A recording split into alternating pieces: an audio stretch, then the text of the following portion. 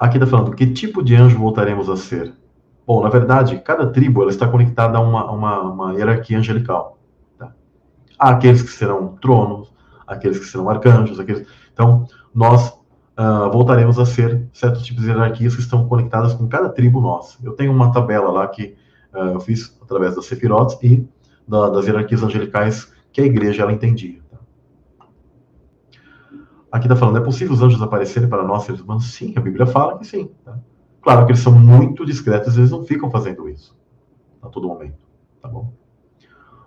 O irmão aqui, Leão de Judá, escreveu, Jesus é Deus. Com certeza ele está pensando que Jesus é o próprio Yahweh, o Pai. Não, não é. Eu já percebi quando ele compartilha versículos que ele sempre tem essa ideia de que Jesus seria o próprio Deus Pai. Não, gente, é muito simples saber que ele não é, né?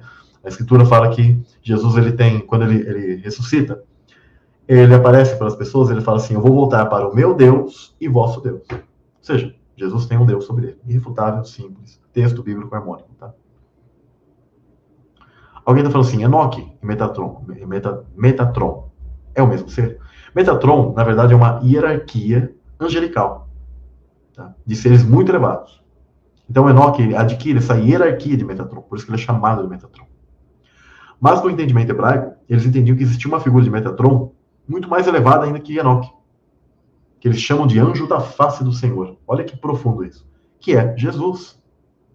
Na Cabala, no Talmud, todos esses escritos antigos deles, eles respeitavam e sabiam que esse anjo é um anjo específico, um ser celestial, que nenhum se compara.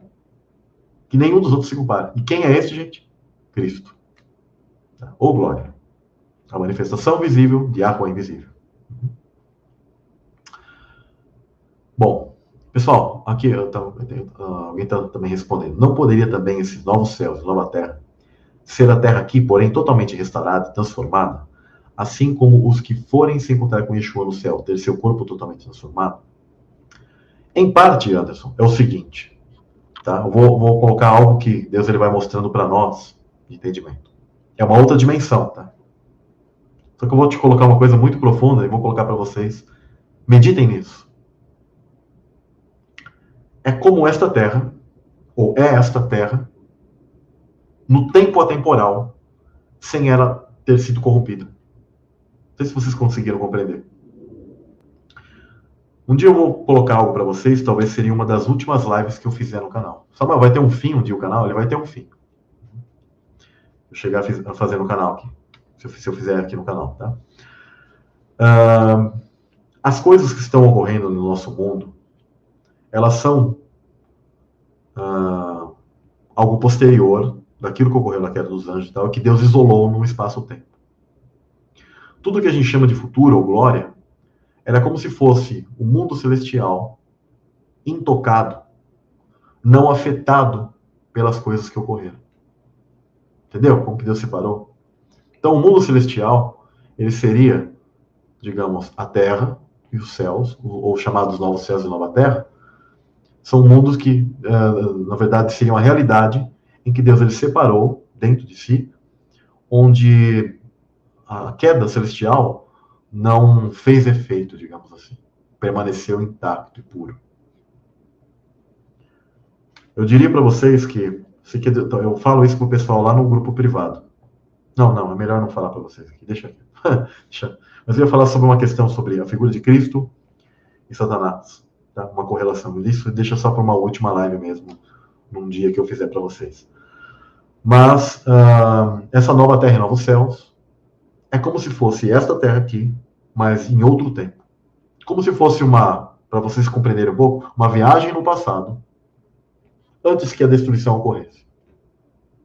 Acho que deu para entender, né?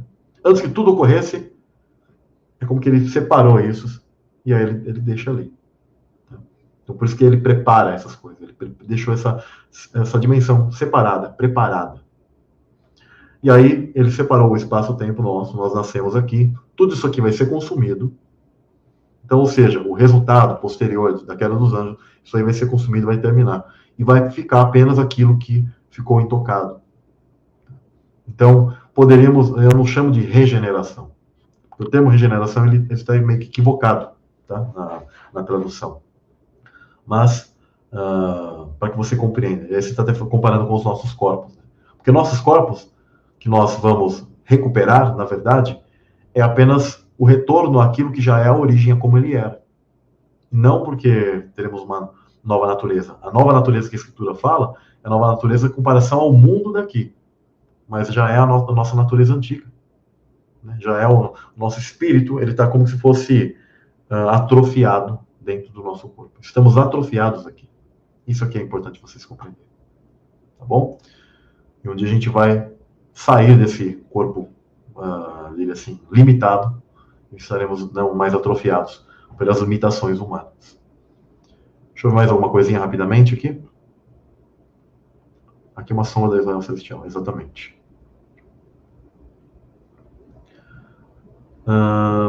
É possível sim, meu irmão. Ele já respondeu essa pergunta. Acho que você não prestou atenção. Existem anjos que estão com Deus, que recebem uma missão específica de virem aqui nesse mundo. Alguém está talvez perguntando se alguns vêm para cá. Sim, eles vêm para cá em formas chamadas de vigilantes, tá?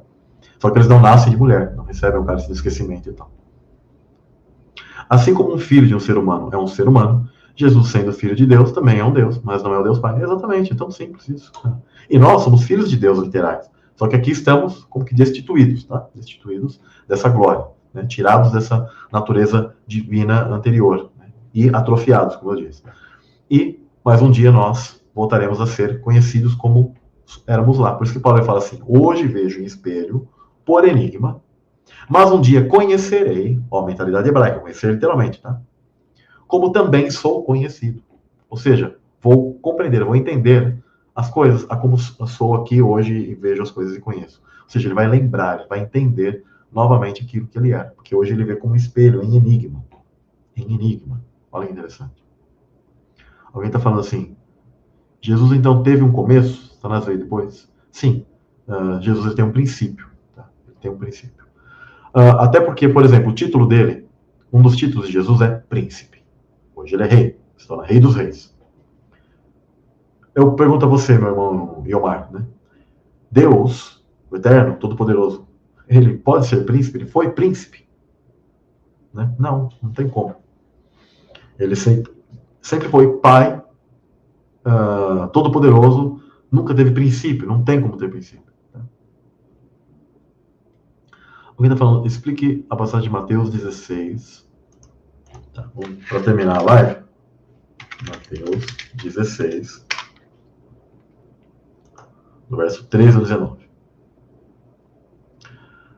Aí estão dizendo aqui. E chegando Jesus às partes de Cesareia de Felipe, interrogou os seus discípulos, dizendo, quem dizem os homens ser o filho do homem?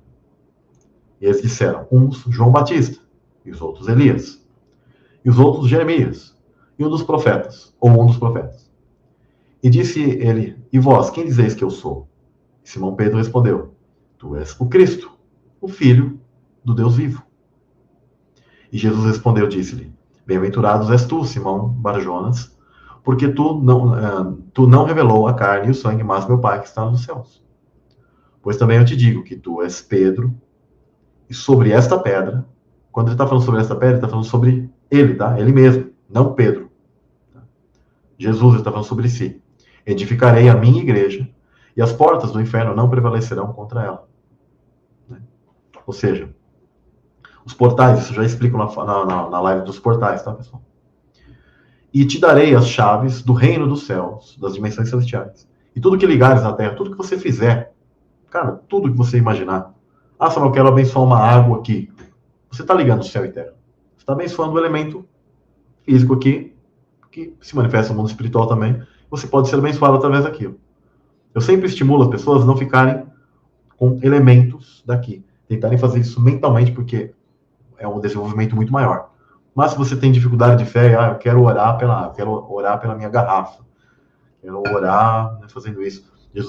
Jesus fazia muitas vezes certos tipos de ações com o mundo físico. E tudo que desligares na terra será desligado nos céus. Então mandou aos seus discípulos que a ninguém dissessem que era Jesus, o Cristo. Ou seja, naquele momento ele já tinha revelado que ele era esse Messias, e muitos estavam ainda procurando saber quem ele era, se ele era mesmo, porque alguns queriam matá-lo.